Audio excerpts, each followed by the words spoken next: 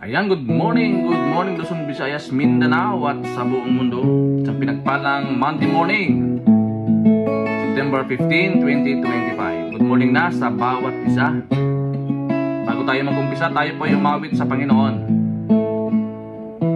Lord, we praise you today. We glorify your name, Lord. Hallelujah. You're worthy to be praised. There is none like you. Give me eyes to see more of who you are. Me what beholds still my anxious heart. Take me what I've known and break it all apart. You, my God, greater still. In the sky contain no doubt, restrain all you are. The greatness of our God. Spent my life to know, time far from close and all you are. The greatness of our God. Yes, Lord. Give me grace to see beyond this moment here, to believe that there is nothing left to fear, that you alone are high above it all. You, my God, greater still. In the sky contain no doubt, restrain all you are. The greatness of our God. Spend my life to know, some far from close and all you are. The greatness of our God. Yes, you are.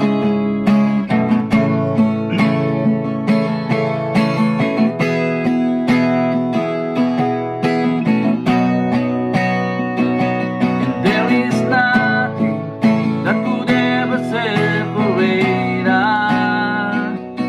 There is nothing that could ever separate it from your love. No life, no death. Of this I am convinced, you, my God, greater still. There is nothing that could ever separate us. There is nothing that could ever separate it from your love. No life, no death. Of this I am convinced, you, my God, greater still. And no word to say or song convey all you are. The greatness of our God. Spent my life to know, time far from blue, all you are. The greatness of our God. Yes, you are, Lord. There is nothing that can separate us, Lord, from your love. No life, no death, Lord. Thank you, Lord God, for this. This is the day that the Lord has made. We will rejoice and be glad in it. Purihin po kayo, Panginoon, dakilain ang iyong pangalan sa umagang ito. Oh Jesus, you are worthy. Father, salamat. All the glory, honor and praise today in Jesus' name, Lord. At minsan pa, nagkakatiwala ko po sa magpalang kamay ang daily devotion sa umagang ito, Lord. Put power of your word today. Yes, Lord God. In Jesus' name. Amen. Ayan. Purihin po ang Panginoon sa umagang ito. Napakasarap umawit sa ating Diyos na buhay. So ating pong ipagpapatuloy yung ating pong series na tinatapik patungkol po sa Kingdom Power through Discipleship. Ngayon po ay pang-7 na tayo, no? Yung title po is The Disciples' Prayer Life. The Disciple Prayer Life. Sabi po sa Matthew chapter 6 verse 6, "But when you pray, go into your room, close the door, and pray to your Father who is unseen. Then your Father who sees what is done in secret will reward you." Ngunit kapag nanalangin ka, pumasok ka sa iyong silid, isara ang pinto at manalangin sa iyong Ama na hindi nakikita. Kung gayon, gagantimpalaan ka ng iyong Ama na nakakita sa ginagawa sa lihim. So purihin na po ang pagkabasa ng salita ng Diyos umagang ito. The Disciples' Prayer Life. Discipleship is not limited to what you can comprehend.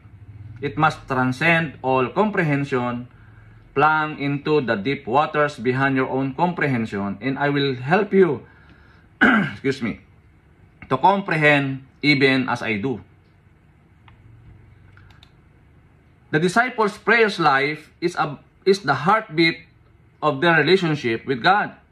It is not just about reciting words, with living in constant communication with the Father through Jesus Christ by the Holy Spirit. It is a life dependency. It shows reliance on God for strength, wisdom, provision, and guidance. Intimacy with God, it is a relationship, not a ritual. It deepens intimacy with the Father, like Jesus, often withdrawing to solitary place to pray. Isang buhay na panalangin ng mga disipulo. Alignment with God, will they seek God's will, not just our own desire. Ulitin ko po, alignment with God's will, they seek God's will, not just their own desire. Kaya nga, Spirit-led prayer through disciples allow the Holy Spirit to guide and empower their prayers. In summary, a disciple's prayer life is a daily, Spirit-led, word-filled, and kingdom focus. It is marked by intimacy, dependency, consistent, and intercession. Through prayer, disciple grow in Christ's likeness and partner with God in His mission. Ano po ang puntos natin mga kapatid sa umagang ito? Number 1, prayer is the lifeline of a disciple. Sabi po ng Luke 18:1, "Then Jesus told His disciples a parable to show them that they should always pray and not give up." Ito ay sinabi po ni Jesus sa kanyang mga alagad ng isang talinghaga upang ipakita sa kanila na dapat silang laging manalangin at huwag sumuko. Ito dapat ang huwag nating kakaligtaan bilang isang tagasunod ni Kristo. Mga kapatid, na lagi tayong nananalangin. Kaya nga, prayer is a lifeline. Prayer is the lifeline of a disciple. Ito yung lifeline natin, mga kapatid. Ito yung dumudugtong, no, between you and God. Kaya nga, di ba, kapag tayo po ay nanalangin sa Panginoon, naantig yung puso ng Diyos, no? Kinakatok natin yung pintuan ng langit, no? Through prayers, mga kapatid. So ano pa yung number 2? Prayer should be sincere, not for show. Kaya sabi po ng Matthew 6:5 and 6, "And when you pray, do not be like a hypocrites, for they love to pray standing in the synagogues and on the street corners to be seen by others. Truly I tell you, they have received the rewards in full. But when you pray, go into your room, close the door, and pray to your Father who is unseen. Then your Father who sees what is done in secret will reward you." Opo, kailangan meron pong sinseridad ang ating pong pananalangin, hindi pakitang tao. Hindi yung ang tao may nasasabi sa atin dahil nandun tayo nanalangin, ipinapakita natin sa kanila marami pong mga ganitong ginagawa ng mga tao. Lalo na banda dyan sa Middle East, no? Di ba? So sabi dito, wag tayo katulad ng mga hypocrites, no? Na kunyari, sila po ay nanalangin, standing in the synagogue, but their hearts are far away from the Lord. Tanda natin na si Lord tumitingin sa ating pong puso. Nasusukat ng Panginoon yung motibo ng puso natin. So kailangan pray should be sincere, not for show. Number 3, a praying disciples receive strength and direction. Dahil nga po ito yung lifeline natin, yung prayer, di ba? Sa Philippians chapter 4 verse 6 to 7, do not be anxious about anything, but in every situation, by prayer and petition, with thanksgiving, present your request to God. Ito po yung napakalaga. Sabi dito, in the peace of God, which transcends all understanding, will guard your heart and mind in Christ Jesus. Maliwanag po, sabi dito, huwag kayong mabalisa sa anumang bagay, kundi sa bawat sitwasyon, sa pamamagitan ng panalangin. Ayan, panalangin at pagsusumamo na may pasasalamat, iharap ang inyong mga kahilingan sa Diyos. At ang kapayapaan ng Diyos na higit sa lahat ng pag-unawa ay magbabantay sa inyong mga puso at isipan kay Kristo Jesus. Kaya nga sabi dito, ang isang nagdarasal na disipulo ay tumatanggap ng lakas at direksyon. Kasi nga, iyan po yung lifeline natin. Diba? Kaya nga, di ba, madalas natin nababanggit ito or naririnig. A prayerless Christian is a powerless Christian. But a powerful Christian, a prayerful Christian is a powerful Christian. Di ba? A prayerful Christian is a powerful Christian.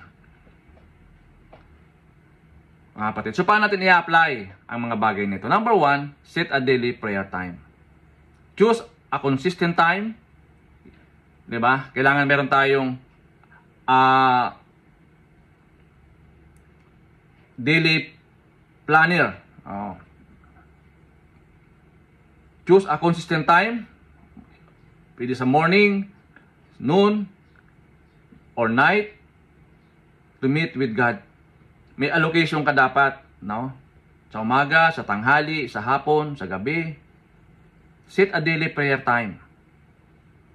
Kapatid. Kailangan kasi meron tayong planner. Kasi minsan nakakalimutan po natin. So mahalaga na titik down notes natin, no? Yung oras, di ba? At napakahalaga po yung mga petition, yung request natin sa Panginoon. Number 2, keep a prayer journal. Ayan. Kaya po nang ating nabanggit. Write down request, answers, and reflection. Halimbawa, kapag gumagawa tayo ng mga prayer request, no? 'Di ba? At kapag yung iba doon o yung mga prayer request mo na meron ng kasagutan, 'di ba? Meron na po siyang kasagutan ng Panginoon. Tatanggalin na natin sa doon kasi ano na 'to tinagot na ng Panginoon yung prayer request natin. So magkaroon tayo ng prayer journal, mga kapatid. Number 3, pray for others regularly. Bukod sa nanalangin tayo sa ating sarili, ipanalangin din natin yung ating mga kaibigan, kakilala, ka-workmate, classmate, kapananampalataya sa Panginoon. Make a list of people, family, church, leaders, and even the lost one, the lost soul, and intercede for them. Halimbawa, meron ka pang kaibigan na hindi pa nakakilala sa Panginoon.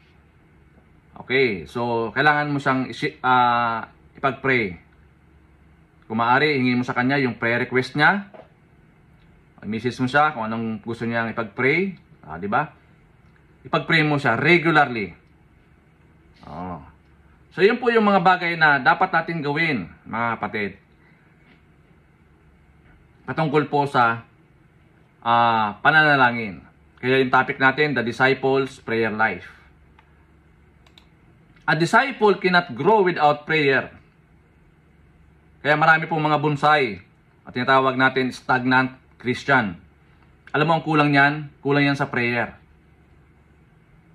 Oo.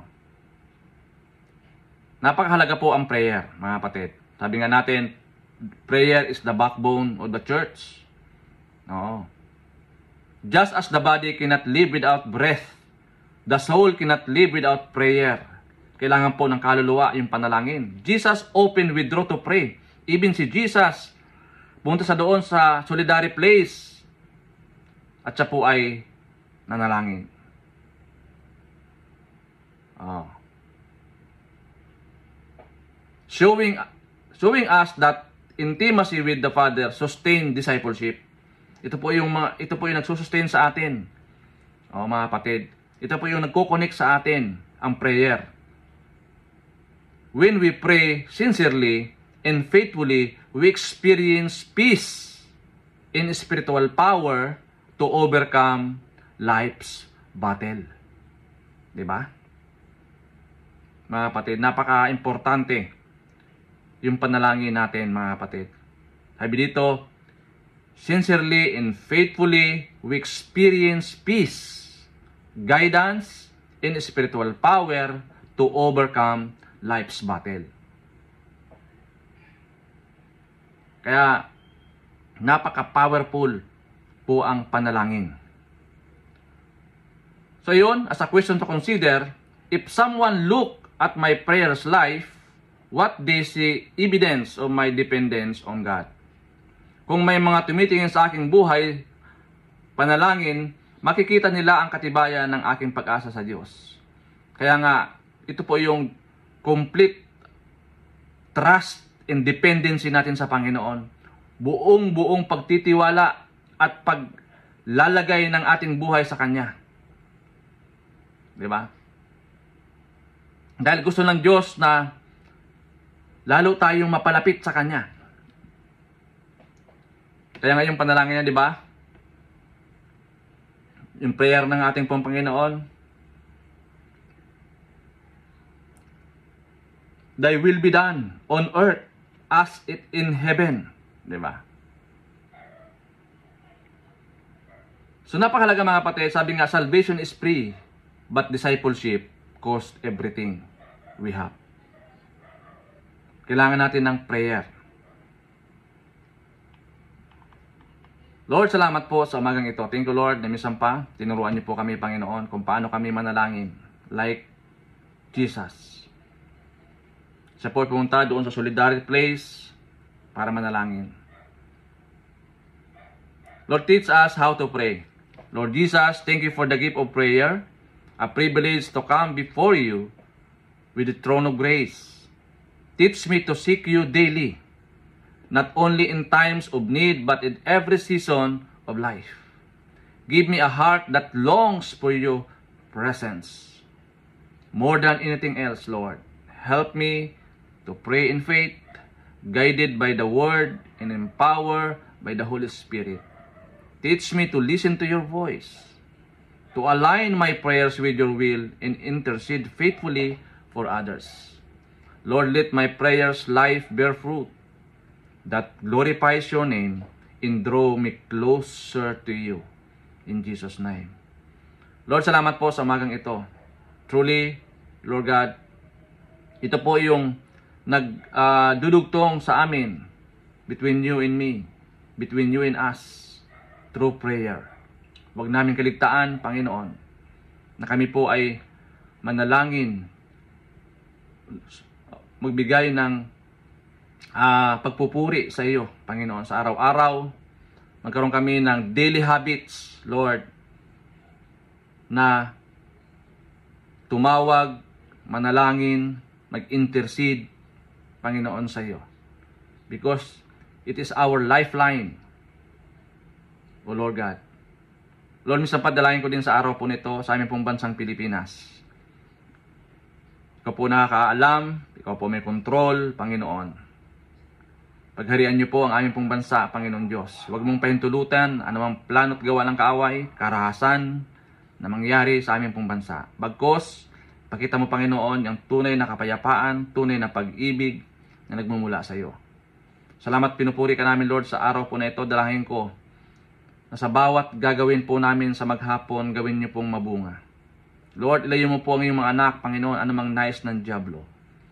Lord God, sa araw po nito, didikla po namin ng tagumpay sa lahat ng aming mga gagawin.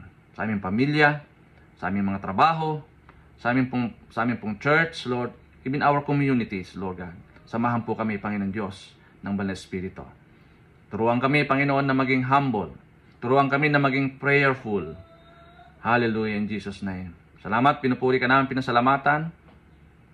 Lord, tanggapin mo lahat ng papuri, pagluwalhati sa pangalan ni Jesus. Amen and amen. God bless. To God be all the glory.